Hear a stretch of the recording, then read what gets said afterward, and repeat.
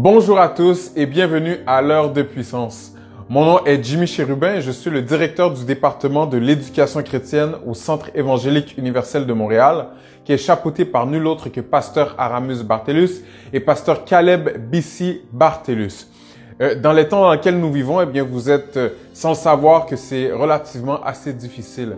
Mais s'il y a un message que nous, pasteurs et moi-même, voulons vous transférer, c'est qu'au milieu de la tempête, n'oubliez jamais que Christ, que Jésus est toujours avec vous parce que c'est une promesse qu'il nous fait. Et j'aimerais faire quelque chose qui vous permettra d'acquérir cette paix qui surpasse toute intelligence et qui garde nos cœurs et nos pensées en Jésus-Christ. Et c'est d'intercéder pour vous, c'est de prier pour vous afin que la puissance de Dieu puisse littéralement venir vous rejoindre là où vous êtes, dans votre salon, dans votre chambre, au travail ou peu importe où vous vous trouvez. Prions ensemble. Gloire au Père, gloire au Fils, gloire au Saint-Esprit de Dieu. Merci Seigneur pour la journée que tu as faite parce que c'est une journée afin que nous soyons dans l'allégresse et dans la joie.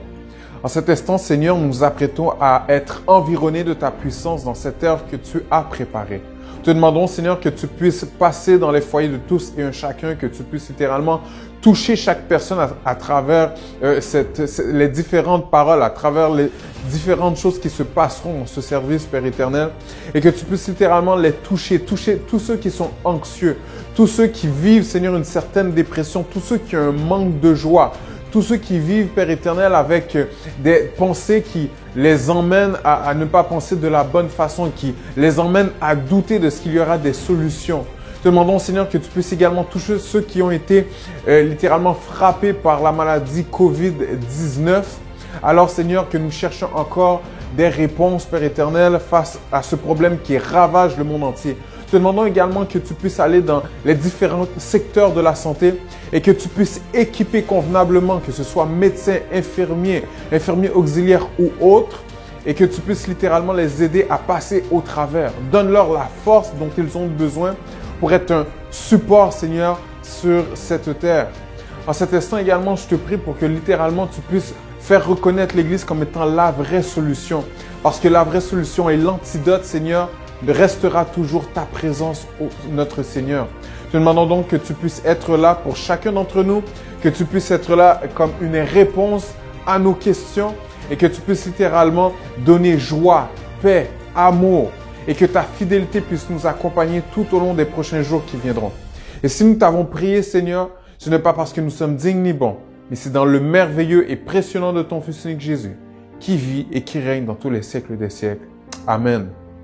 Et maintenant, sans plus tarder, mettez-vous en mode adoration pour adorer avec la merveilleuse équipe de louanges du Centre évangélique universel de Montréal.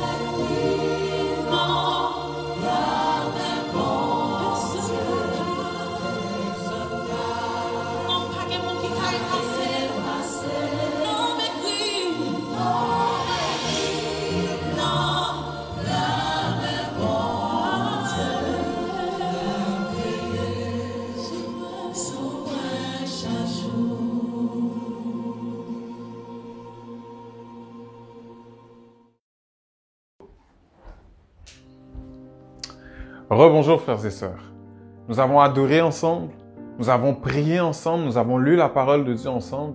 Et je crois pour que cette heure de puissance puisse réellement être une heure de puissance, eh bien, il faut combler le trou et y ajouter cette fameuse pièce maîtresse. Et ce dont il s'agit en fait, c'est de la parole de Dieu. Et quoi de mieux que d'entendre cette parole de Dieu par le truchement, par la voix de notre pasteur, de notre berger, pasteur Caleb Bissi Barthelus. Et je crois que Dieu saura parler à ses enfants comme à ceux qui cherchent encore cette lumière, à ceux qui cherchent encore sa présence. Donc avec nous, nul autre que notre pasteur, pasteur Caleb Bissi Barthelus. Soyez bénis. Que le Seigneur bénisse ses enfants. Ici, votre serviteur, le pasteur Bissi. J'espère que le CUM va bien, ainsi que CUO. Et vous tous, amis qui nous écoutez par le moyen de l'Internet, puisse cet enseignement vous bénir. S'il y a une saison où nous devons prier que notre foi ne diminue pas, c'est bien celle-ci. S'il y a une saison où nous devrions nous accrocher à la parole de Dieu, c'est bien celle-ci. Nous savons que notre Sauveur est à la porte, mais entre-temps, nous avons besoin que notre foi soit ferme, tandis que nous traversons des temps difficiles. J'aimerais vous emmener simplement 7 clés qui produisent une foi surnaturelle. 7 clés qui produisent une foi surnaturelle. Premièrement, écoute la parole avec attention. Écoute la parole avec attention. Ça devait toujours être comme ça, mais spécialement en cette saison, ne laisse tomber aucune miette de ce qui tombe de la table du Seigneur. Mange, remplis-toi du rouleau de la parole. Romains 10, 17, ainsi la foi vient de ce qu'on entend et ce qu'on entend vient de la parole de Dieu. À regarder LCI, RDI, LCN, CNN, tous les réseaux de nouvelles, vous allez remarquer coronavirus, COVID-19, ça vient à répétition, à répétition, à répétition et ça crée, frères et sœurs, le doute, l'incertitude, la peur et le chaos. C'est de la même manière si tu repasses ta parole avec répétition, si tu médites cette parole jour et nuit, ça produira des résultats d'une foi ferme, d'un esprit fort. Donc, n'hésite pas en cette saison à écouter la parole. La foi vient de ce qu'on entend. Donc, en cette saison, assure-toi que tu entends beaucoup plus la voix de Dieu que ce qui se dit dans les nouvelles. Car là où est convergée ton attention, c'est ça qui fera pencher la balance. Moins de nouvelles, plus de temps dans la parole. Prends toutes tes précautions nécessaires, mais sache que la parole de Dieu est la vérité qui peut te protéger par-dessus toutes les mesures de précaution. C'est sa parole qui peut te protéger de tout danger. Deuxième clé que j'aimerais voir avec vous pour développer une foi surnaturelle, priorise ce que tu crois et non ce que tu vois. Priorise ce que tu crois et non ce que tu vois. Ne laisse pas tes yeux te piéger dans la vie. Assure-toi que dans l'équation de la foi, tu emmènes pas tes yeux. Ça peut te tromper. Amène toujours ta bouche pour déclarer, mais n'amène pas tes yeux, car cela peut te tromper. 2 Corinthiens 5, verset 7, car nous marchons par la foi et non par la vue. Lorsqu'on va à Nombres chapitre 13, Moïse envoie 10 enquêteurs pour voir ce que le pays de Canaan est et ce qu'il n'est pas avant la conquête. Mais 10 viennent avec un rapport neurasthénique, viennent avec un rapport totalement négatif. Mais Josué et Caleb ont vu les mêmes choses, mais comme ils marchaient par la foi et non par la vue, ce qui était pour les 10 autres un sujet de recul était pour Josué et Caleb un sujet de motivation, car ils ont priorisé ce qu'ils croient et non ce qu'ils voient. L'Éternel n'a jamais dit qu'il y aura conquête sans livrer bataille.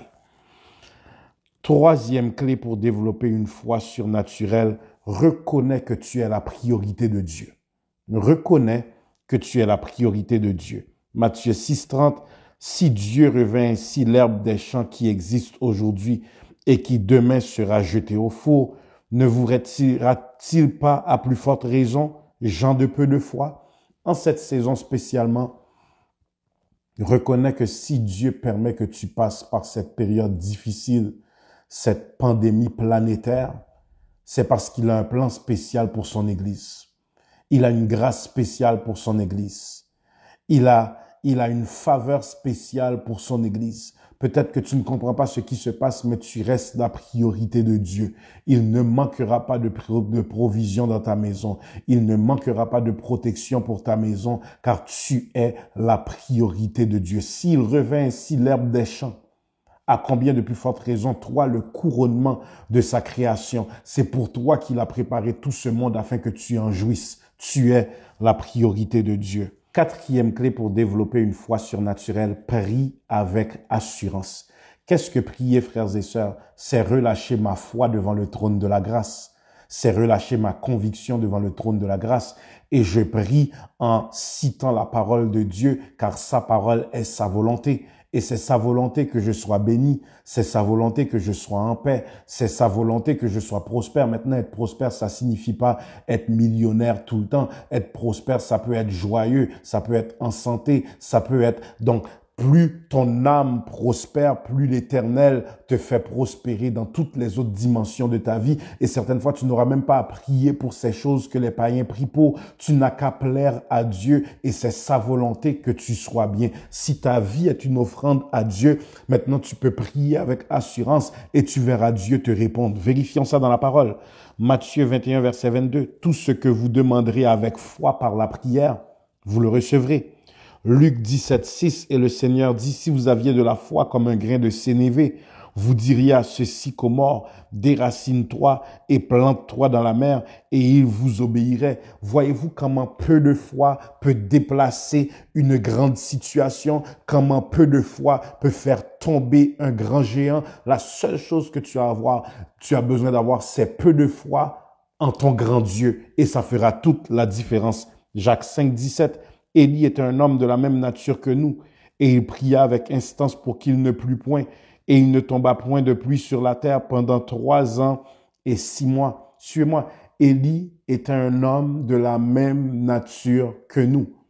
Tu n'es peut-être pas pasteur, tu n'es peut-être pas évangéliste, tu n'es peut-être pas enseignant, tu n'es peut-être pas un Éphésiens 4, 11, mais j'aimerais te dire, l'Éternel prend ta voix au sérieux, l'Éternel priorise ta voix, l'Éternel respecte ta voix. L'Éternel honore la relation que tu as avec lui. Il est heureux lorsqu'il te voit approcher du trône de la grâce et il souhaite que tu le fasses avec assurance.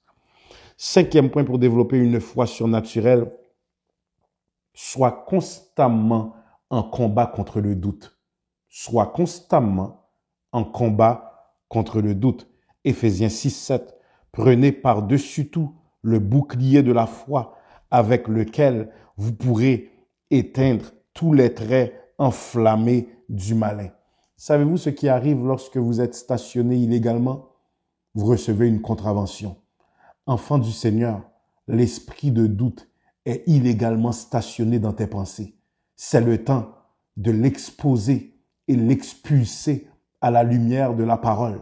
Ça veut dire quoi? Que la parole soit ton bouclier contre les mensonges de l'adversaire. Il te dit que tu ne vivras pas, tu seras malade, tu seras toujours dans la pauvreté. Ton mariage est voué à l'échec, tu te diriges vers le divorce, tu ne seras jamais diplômé, tu ne réaliseras jamais tes rêves. C'est le temps de les expulser et laisser savoir au diable, à la croix l'Éternel t'a livré en spectacle avec tous tes démons. Tu dois relâcher la parole et laisser savoir que le doute et la foi ne peuvent pas cohabiter ensemble. Tu dois faire un choix, mais ne t'abandonne jamais au doute, ce sera néfaste, car or, sans la foi, il est impossible de lui être agréable, car il faut que celui qui s'approche de Dieu croit que Dieu existe et il est le rémunérateur de ceux qui le cherchent. Jacques 1er 6. Mais qu'il demande avec foi, sans douter. Car celui qui doute est semblable au flot de la mer, agité par le vent et poussé de côté et d'autre. Le 6e point que j'aimerais développer avec vous pour une foi surnaturelle, sème avec constance. 2 Rois chapitre 4, à partir du verset 8. Un jour, Élisée passait à Sunem. Il y avait là une femme de distinction qui le pressa d'accepter à manger, et toutes les fois qu'il passait, il se rendit chez elle pour manger. Ici, qu'est-ce qu'on voit? Des offrandes qui n'arrêtent pas, des offrandes qui sont faites avec joie, des offrandes qui sont faites avec constance. Elle dit à son mari, « Voici, je sais que cet homme qui passe toujours chez nous est un saint homme de Dieu. Faisons-lui une petite chambre haute avec des murs. Offrande. Et mettons-y pour lui un lit, une table, un siège et un chandelier. Offrande. Afin qu'il s'y retire quand il viendra chez nous. Élisée étant revenu à Sunem se retira dans la chambre haute et y coucha. Il dit à Géasi, son serviteur, appelle cette Sunamite. Géasi l'appela et elle se présenta devant lui. Et Élisée dit à Géasi, dis-lui, voici, tu nous as montré tout cet empressement. Que peut-on faire pour toi? Tes offrandes, frères et sœurs, vos offrandes ne seront jamais oubliées. Vos offrandes vont toujours créer une faveur surnaturelle. Tu nous as fait toutes ces largesses, toutes ces gentillesses sans jamais nous charger par un seul dollar, sans jamais nous demander quoi que ce soit. Que peut-on faire pour toi? Faut-il parler pour toi au roi ou au chef de l'armée? Elle répondit, j'habite au milieu de mon peuple. Et il dit, que faire pour elle? Géasi répondit, mais elle n'a point de fils et son mari est vieux. Et il dit, appelle-la. Géasi l'appela et elle se présenta à la porte. Élisée lui dit, à cette même époque, l'année prochaine, tu embrasseras un fils. Et elle dit, non, mon Seigneur, homme de Dieu, ne trompe pas ta servante. Cette femme devint enceinte et elle enfanta un fils à la même époque, l'année suivante, comme Élisée lui avait dit. Elle a reçu pour toutes ses offrandes un fils qu'elle n'attendait pas. Un fils qui est produit par un mari avancé en âge. Elle n'a pas demandé de fils, mais voilà une réponse puissante de Dieu à ses offrandes. Ce fut la fin de la stérilité dans sa vie. Puisse tes offrandes en cette saison briser toute forme de stérilité dans ta vie, stérilité dans tes projets, stérilité dans ta santé, stérilité pour toi qui attends un enfant et qui est marié, stérilité au niveau, quel que soit spirituel, dans le nom de Jésus. Reçois un miracle qui brise la stérilité dans ta vie au nom de Jésus. L'enfant grandit, l'enfant qu'elle n'attendait pas, l'enfant qu'elle aime de tout son cœur. Et un jour, il était allé trouver son père vers les moissonneurs et il dit à son père, ma tête, ma tête. Le père dit à son serviteur, porte-le à sa mère. Le serviteur l'emporta et l'amena à sa mère et l'enfant resta sur les genoux de sa mère jusqu'à midi. Puis il mourut. Elle monta, le coucha sur le lit de l'homme de Dieu, ferma la porte sur lui et sortit. Elle appela son mari et dit, envoie-moi, je te prie, un de tes serviteurs et une des ânesses. Je veux aller en hâte vers l'homme de Dieu, je reviendrai. Et il dit, pourquoi veux-tu aller aujourd'hui vers lui? Ce n'est ni la nouvelle nulle, ni le sabbat. Elle répondit, tout va bien. Puis elle fit céder l'ânesse et dit à son serviteur, mène et pars, ne m'arrête pas en route sans que je te le dise. Et frères et sœurs, maintenant, lorsqu'elle arrive vers l'homme de Dieu, elle vient avec beaucoup de tristesse. Elle vient désolée. L'enfant qu'elle aime et qu'elle n'attendait pas est mort. Cette femme avait accepté de faire sa vie sans enfant. Et voilà maintenant que l'homme de Dieu a prophétisé pour toutes tes offrandes, il n'y aura plus de stérilité, l'enfant est né et le voilà mort. Verset 27, et dès qu'elle fut arrivée auprès de l'homme de Dieu sur la montagne, elle embrassa ses pieds. Géasi s'approcha pour la repousser, mais l'homme de Dieu dit, laisse-la, car son âme est dans l'amertume, et l'Éternel me l'a caché, ne me l'a point fait connaître. Et elle dit, ai-je demandé un fils à mon Seigneur? N'ai-je pas dit, ne me trompe pas? Je ne t'ai pas demandé d'enfant, et voilà maintenant je me suis attaché à mon enfant et je l'aime. Et la mort est venue le chercher. Et Élisée dit à Géasi, Saint-Terrain, prends mon bâton dans ta main et pars. Si tu rencontres quelqu'un, ne le salue pas. Et si quelqu'un te salue, ne lui réponds pas. Tu mettras mon bâton sur le visage de l'enfant. La mère de l'enfant dit, l'Éternel est vivant et ton âme est vivante. Je ne te quitterai point. Et il se leva et la suivit. Géasi les avait devancés et il mit le bâton sur le visage de l'enfant. Mais il n'y eut ni voix ni signe d'attention. Il s'en retourna à la rencontre d'Élisée. Et il rapporta la chose en disant, l'enfant ne s'est pas réveillé. Lorsqu'Élisée arriva dans la maison, voici l'enfant était mort, couché sur son lit. Et Élisée entra, ferma la porte sur eux deux, et il pria l'Éternel. Suivez bien. Il monta et se coucha sur l'enfant. Il mit sa bouche sur sa bouche, ses yeux sur ses yeux, ses mains sur ses mains, et il s'étendit sur lui. Et la chair de l'enfant se réchauffa.